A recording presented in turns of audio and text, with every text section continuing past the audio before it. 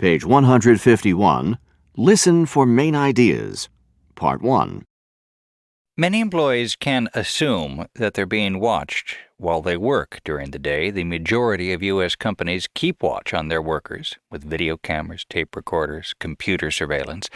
Most employers insist that these are legitimate and even necessary business practices, but as NPR's Lane Corey reports, many attorneys are arguing that employees do not give up their privacy rights when they show up for work.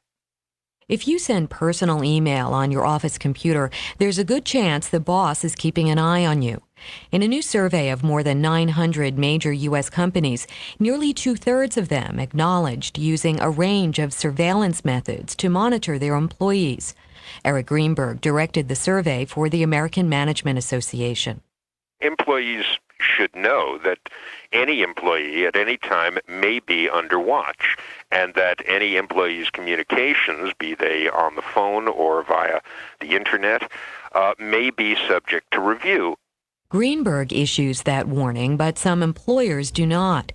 In what he calls the most worrisome finding of the survey, up to a quarter of the companies that monitor their workforce do it secretly, and the practice is on the rise.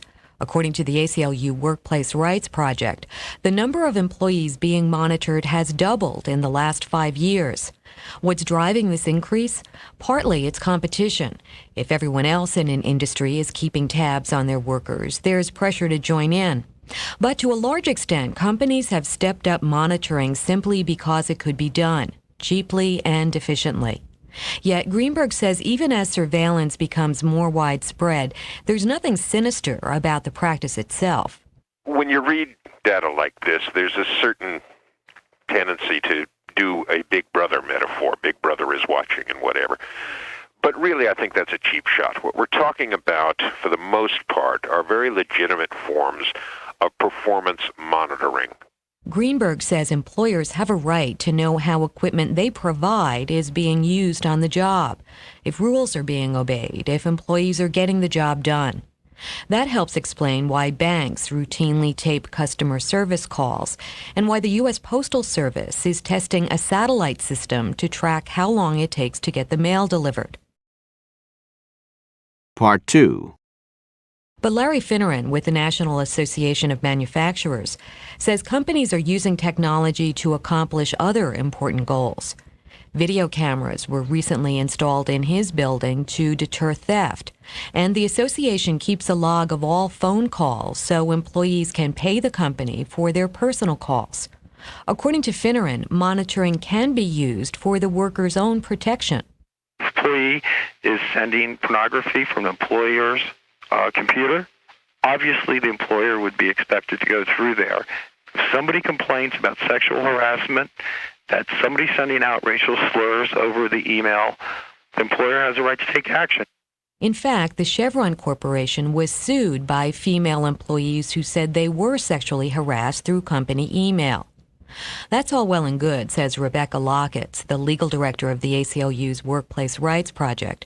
She concedes there are legitimate uses of monitoring programs. But too often, says Lockett, surveillance practices demean workers for no good reason.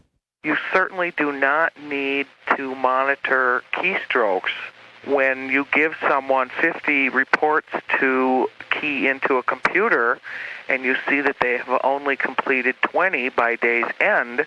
You don't need to count keystrokes. They only finished 2/5.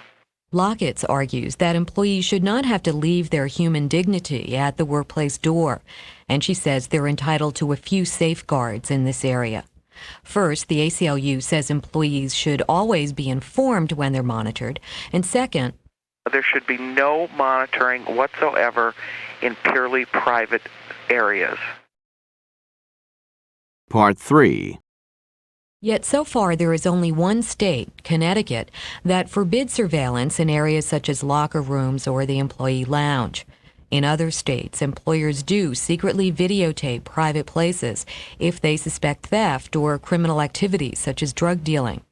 There's only one federal statute, the 1986 Electronic Communications Privacy Act, that safeguards employee privacy. But according to Larry Finneran with the National Association of Manufacturers, the scope of the act is limited to eavesdropping on private telephone calls. There are specific rules about an employer listening for content of personal phone calls. An employer can limit duration of personal phone calls. An employer can say no personal phone calls.